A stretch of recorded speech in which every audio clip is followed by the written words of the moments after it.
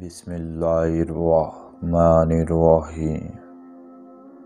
اللہ کے نام سے شروع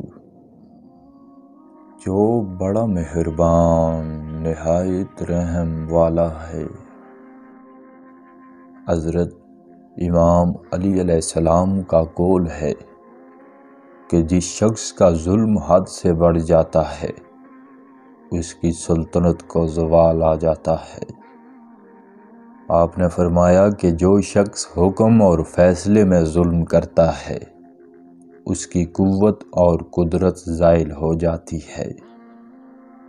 تمام بندوں میں اللہ تعالیٰ کے ہاں سب سے زیادہ مبغوض وہ ہے جو علم رکھتے ہوئے لوگوں پر ظلم کرے۔ سب سے بڑا ظالم وہ ہے جو ان لوگوں پر ظلم کرے جو اس کے ساتھ انصاف سے پیش آتے ہیں۔ جو شخص اپنی سلطنت اور حکومت میں ظلم کرتا ہے لوگ اس کے ہلاک ہونے کی دعائیں کرتے ہیں۔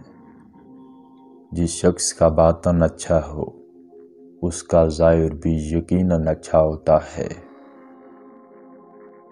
آپ نے فرمایا کہ جس شخص کا باطن اور اندرون اچھا ہو وہ کسی کا خوف نہیں رکھتا، اور جس شخص کا باطن خراب ہو وہ کبھی چین نہیں پاتا۔ موجودہ چیزوں کی حالت سے آئندہ چیزوں کی حالت کا پتہ چل سکتا ہے۔ ظاہر کے فساد کے وقت باطن بگڑ جاتا ہے، اور فساد نیت کے وقت برکت دور ہو جاتی ہے۔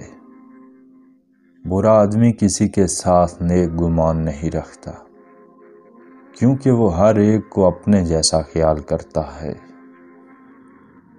بارش کا قطرہ سیپی اور سانپ دانوں کے منہ میں گرتا ہے۔ سیپی اسے موتی بنا دیتی ہے اور سانپ اسے زہر بناتا ہے۔ جس کا جیسا ظرف ویسی اس کی تخلیق ہوتی ہے۔ آپ نے فرمایا کہ کسی سوال کا جواب معلوم نہ ہو تو لا علمی کا اظہار کر دینا نصف علم ہے۔ سب سے زیادہ نفع دینے والا خزانہ دو چیزیں ہیں۔ نمبر ایک وہ احسان جو شریف لوگوں کے حق میں کیا جائے، اور نمبر دو وہ علم جس کو اللہ تعالیٰ کے اچھے بندے پڑھاتے اور پڑھتے ہیں۔ سب سے بہتر ذخیرہ دو چیزیں ہیں، وہ علم جس پر عمل کیا جائے، اور وہ نیکی جس کا احسان نہ رکھا جائے۔ آپ نے فرمایا کہ دو چیزیں ایسی ہیں جن کی انتہا کو پہنچنا دشوار ہے، عقل اور علم۔ جسے اللہ تعالیٰ نے علم دیا ہے وہ سیدھی راہ پر چلتا ہے، اور جو سیدھی راہ پر چلتا ہے وہ نجات پاتا ہے۔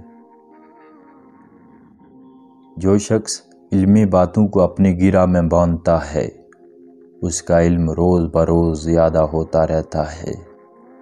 علم سے آدمی کو بزرگی حاصل ہوتی ہے، اور حرص آدمی کو ذلیل کرنے کی راہ ہموار کرتا ہے۔